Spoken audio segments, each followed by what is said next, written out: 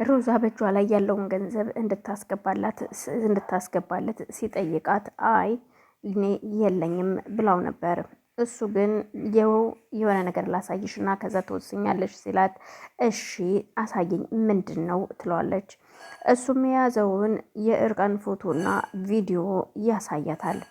እይውልሽ አሁን ገንዘቡን ካልሰጠሽኝ የሚታይሽ ይህንን ሁሉ ለዴብ እንደምልክለት አሊያም ደግሞ ደውዬ ጠርቸው ደግሞ እንደማሳየው አትጠራጠሪ ይላታል። እኮ ወስነህ እንዴት ይህንን ሁሉ አንተ ልትይዝ ቻልክ ሲላት አይ ይኸውልሽ እንዴት እንዳያዝኩት ታውቂያለሽ አንቺን ምክንያቱም በቀላሉ ማንበርከክ አይቻልም። በእንደዚህ አይነት መልኩ ግን ማንበርከክ እችላለሁ። ስለዚህ ያንን ተጠቅሜ ያንን አስቤ ነው ይሄንን ሁሉ ነገር እያያዝኩብሽ ይላታል። ሮዛም ግራ ተጋብታ ብትደነግጥም ግን ደግሞ እባክህን አሁን ዴብ ከቤት ካስወጣኝ እኔንም ሆነ እናቴን ጎዳና መውደቅ የለብንም። ስለዚህ ይችን ገንዘብ ለዛ ቤት እንድከራይበት እናቴን ይዤ እንድኖርበት ያሰብኩት ገንዘብ ነው ስትለው አይመለከተኝም፣ ስላንቺም ሆነ ስለ እናትሽ አያገባኝም።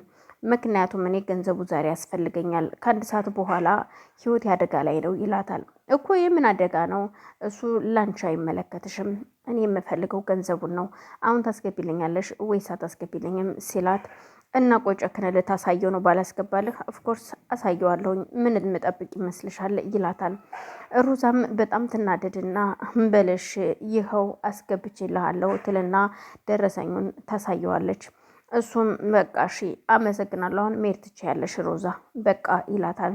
ሮዛም ያላትን ገንዘብ አንጠፍጥፋ ለሱ ካስረከበች በኋላ የወደፊት አብሮኝ ይኖራል የልጅ አባት ያለችው ይህንን ታሪክ ይሰራታል።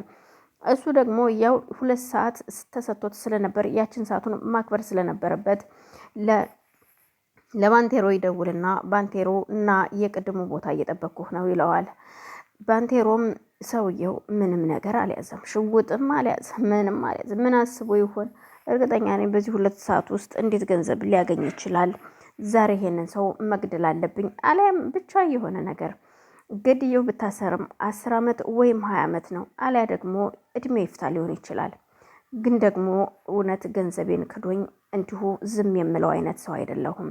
በቃ እሺ ጠብቀኝ እየመጣው ነው ይልና ባንቴሮም ወደዛ ይሄዳል።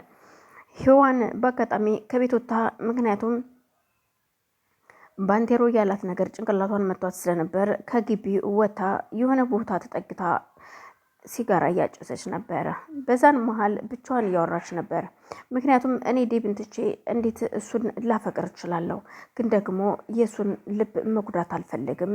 ብቻ አላቅም ልቤን ምን ማድረግ እንዳለብኝ ፈጣሪ ሆይ አንተ ሁነኝ። እኔ እውነቴን ነው ባንቴሮ እንደዚህ ይሆናል ብዬ አስቤው አላቅም ነበር ስትል እኔ ምን ማድረግ እንዳለብኝ አላቅም እያለች ብቻዋን እያወራች ያለ ሳታያት ሉሊት ካጠገቧ ደርሳ ቁማለች። እሷም ትደነግጥና እንዲ ሉሊት ምን እያረግሽ ነው ስትላት አይ ምንም እንዲው አንቺ ሄድሽበትን ሳይሽ ቁመሽ ተከዘሻል ለዛ ነው ትላታለች።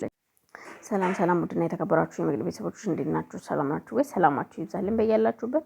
ይህንን ቪዲዮ የምታዩ ላይክ፣ ሼር፣ ሰብስክራይብ እያደረጋችሁ ቤተሰብነታችሁን አጋርነታችሁ አይለይኝ እላለሁኝ። ስለምታበረታቱኝም አመሰግናለሁ። ቤተሰብ የሆናችሁኝም አመሰግናለሁ። ደግሞም ይህን ቪዲዮ የሚደርሳችሁ ላይክ፣ ሼር፣ ሰብስክራይብ አድርጉ። አመሰግናለሁ። እናም ሉሊትም ሔዋን የያዘችውን ሲጃራ ይዛ ልትጥለውም ስለነበር ስታያት ደንግጣ ስለነበረ ቆይ ለምን ስትል ሉሊት ያንን ሲጋራ ከእጇ ላይ ተቀበላትና ወዳፏ ትለዋለች። ወዳፏ ስትለው ሔዋንም እንዴ ምን ልታደርጊ ነው? ምን እያደረግሽ ነው ስትላት አይ ምንም ልጠጣው ፈልጌ ነው። እስኪ አንቺ የምታደርጊውን ነገር መቅመስ ስላለብኝ ነው። ሀሳብሽን ሁሉ መካፈል እፈልጋለሁ። አንቺ እኮ የንቺ እኔ ያንቺን ሁሉ ነገር መውሰድ እፈልጋለሁ ትላታለች። ይኸውልሽ ይህንን ሳይሆን ደህና ነገርን እንጂ እንደዚህ አይነት ነገሮችን ከኔ ምንም ነገር እንዳትወርሽ እባክሽን፣ አንቺ ገና ልጅ ነሽ፣ ብዙ ነገር ይጠብቅሻል ባክሽ ስትላት ሔዋን አንቺስ ደህና ነገር ትልቅ ደረጃ የደረስሽው ሁሉ ነገር አድርገሻል። ስለዚህ አንቺ የምታደርጋቸውን ነገሮች ሁሉ እኔም ማድረግ አለብኝ ስትል በፍጹም ይሄ እኮ የሚጎዳ ነው እንጂ ጠቃሚ ነገር አይደለም። እኔም ሲጨንቀኝ አይምሮዬን ሲይዘኝ ለመተንፈስ ያህል ነው እንጂ አስፈላጊ ሆኖ አይደለም ይሄ ነገር የምጠቀመው፣ እባክሽን ሉሊት ስትል ትለምናታለች። ሉሊትም አንቺ ካልሽ እሺ በቃ አንቺ የምትይኝን ሁሉ እሺ ብዬ እቀበላለሁ። ግን ቆይ ሔዋን ምን ሆነሽ ነው እንደዚህ የሆንሽው? ለምንድን እንደዚህ የምትይው? አንቺ እኮ የብዙ ሰዎች ትምሳሌት ነሽ። በአንቺ ብዙ ሰዎች የሚማሩ የሚያድጉ የሚለወጡ ናቸው።